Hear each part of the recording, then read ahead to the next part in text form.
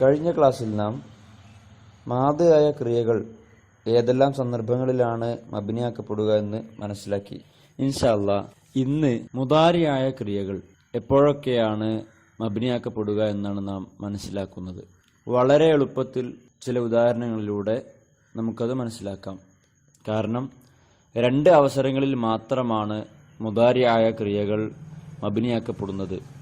ഒന്ന് നൂനുൻ നിസ്വ അഥവാ സ്ത്രീകൾ ചെയ്തു എന്ന് പറയാൻ വേണ്ടി സൂചിപ്പിക്കുന്ന നൂനുൻ നിസ്വ മുദാരിയിലേക്ക് ചേരുമ്പോഴും, അതുപോലെ തന്നെ ഉറപ്പിച്ചു പറയാൻ വേണ്ടി ഉപയോഗിക്കുന്ന നൂനു തൗക്കീദ് അത് ചേരുമ്പോഴുമാണ് മുദാരിയായ ക്രിയകൾ മബ്നിയാക്കപ്പെടുന്നത്.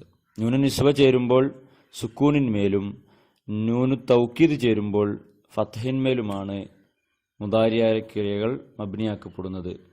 മറ്റെല്ലാ സന്ദർഭങ്ങളിലും മുദാരിയായ ഫീലുകൾ മുഅറബായിരിക്കും. അതായത് ഈ രണ്ട് അവസരങ്ങളിൽ മാത്രമാണ് മബ്നിയാക്കപ്പെടുന്നത്.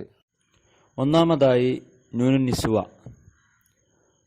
ഉദാഹരണത്തിന് നമ്മൾ ദഹബ എന്നുള്ള ക്രിയ എടുക്കാം. ദഹബ മാദിയായ ക്രിയയുടെ മുദാരി യദ്ഹബു. യദ്ഹബു എന്നുള്ളത് പോകുന്നു എന്നാണ് അതിൻ്റെ അർത്ഥം, അല്ലെങ്കിൽ അവൻ പോകും.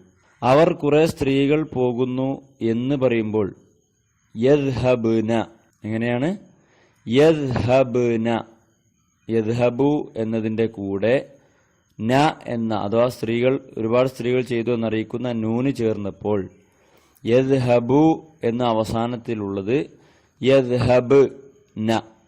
നൂന് ചേർന്നപ്പോൾ അവസാനത്തെ ദമ്മ് മാറി സുക്കൂനാവുകയാണ് ഉണ്ടായത്, യദ്ഹബ്ന. അതുപോലെ ഒരു ഉദാഹരണം എടുത്താൽ ജലസ യജ്ലിസു, യജ്ലിസ്ന, യദ്ഖുൽന.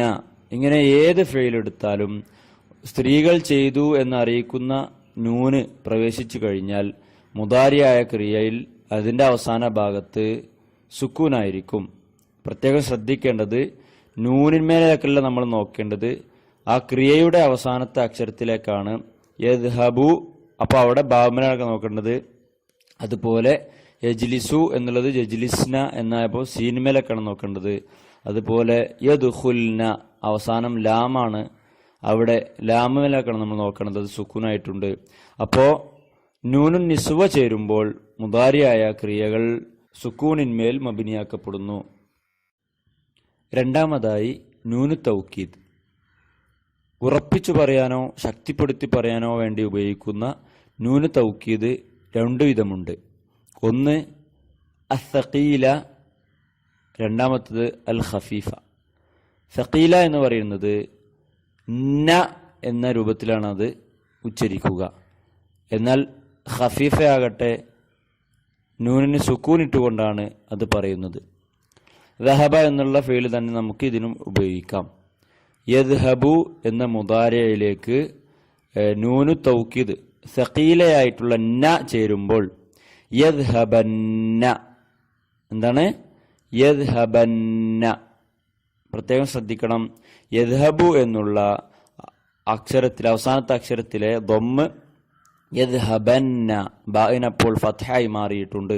അതുപോലെ തന്നെ ഖഫീഫയായിട്ടുള്ള നൂനാണ് ചേരുന്നതെങ്കിൽ യദ്ഹബൻ, അവസാനം സുക്കൂന് കൊടുത്ത നൂനാണ് ചേരുന്നതെങ്കിൽ യദ്ഹബൻ, അവിടുത്തെ ബാവിന് ഫത്ഹായിട്ടാണ് വരുന്നത്. അതുപോലെ ഖുർആനിൽ നമുക്ക് ഉദാഹരണം കാണാൻ സാധിക്കും. സൂറത്തുൽ കഹ്ഫിൽ ലാ തഖൂലന്ന ലിശൈഇൻ, ലാ തഖൂലന്ന, അവിടെ തൗക്കീദിന്റെ സഖീലയായിട്ടുള്ള നൂനാണ് വന്നിട്ടുള്ളത്. ലാ തഖൂലന്ന. വിശുദ്ധ ഖുർആനിലെ ഇതുപോലെ നൂന് തൗക്കീദ് ഉപയോഗിച്ചതും അതേപോലെ നൂന് നിസ്വ ഉപയോഗിച്ചതുമായിട്ടുള്ള ഒരുപാട് മുദാരിയായ ക്രിയകൾ നമുക്ക് കാണാൻ സാധിക്കും. ഒരു 3 ഇതിന് താഴെ നിങ്ങൾ കമൻ്റായിട്ട് രേഖപ്പെടുത്തുക. അസ്സലാമു അലൈക്കും വറഹ്മത്തുള്ളാഹി വബറകാതുഹു.